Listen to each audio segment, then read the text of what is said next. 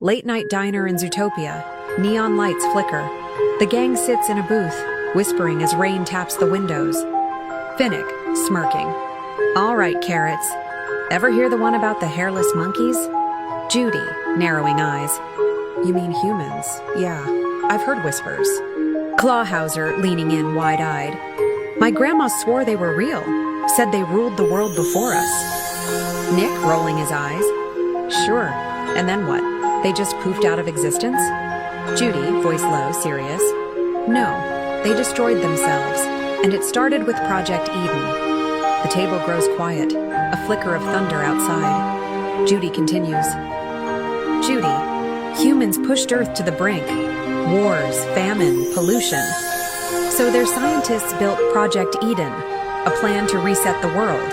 They engineered the human, a living mist that could rewrite DNA, restore nature, and create new life. Clawhauser, gulping. New life? Judy, glancing around nervously. That's how we exist. The human didn't just heal the planet, it rewrote it. Animals were given intelligence, voices, entire civilizations. Zootopia wasn't built by us. It was left behind for us. The diner goes silent. A low hiss echoes through the air vent above them. Nick shifts uncomfortably. Nick, half joking. So you're saying we're all lab experiments? Judy, whispering. I'm saying we're survivors of a world that humans couldn't save. And if Project Eden still lingers, maybe we're not the final experiment. They say humans vanished, but maybe they're still here, buried inside the humid, waiting to return.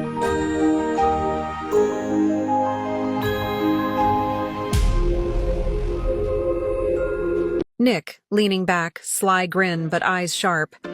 Here's a theory for you, carrots. What if humans never vanished? What if they changed? Judy, ears perked, skeptical. Changed? Into what? Nick, lowers voice, glancing around. Into us. What if every predator and prey in Zootopia carries a little piece of them? Like, we're not natural. We're descendants of something else. Clawhauser gasps, paws on cheeks. You mean we're like human 2.0? Finnick snorts but doesn't laugh this time. I've heard that one too. Some animals in the outlands whisper that humans tinkered with nature, tried to fix it, gave animals minds, voices, cities, and when their experiment worked, they stepped aside. Or maybe they couldn't survive in the world they created. Judy, frowning, troubled. So, you're saying everything we are, the peace, the city, even our instincts, was engineered? Not evolution, but their design? Nick shrugs, smirk hiding unease. Think about it, carrots. We wear clothes, build trains, run elections. Doesn't that sound familiar? Clawhauser whispers. But if that's true, what happens if the humans ever come back to check on their project? Silence falls. A bus rumbles past. For a moment, the city doesn't feel so safe.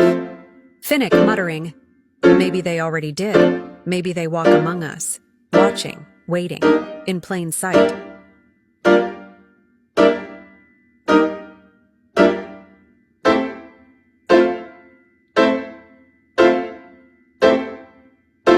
Finnick starts this time, his voice low and unsettling. Finnick, gruff, leaning in. You want to know the story they tell in the Outlands? Humans didn't just vanish. They were hunted. Clawhauser, ears flicking, nervous chuckle. Hunted by who, us? Finnick, coldly. Exactly. Back then, predators and prey still fought. Humans, they sat above it all. No claws, no fangs, no speed. Just brains.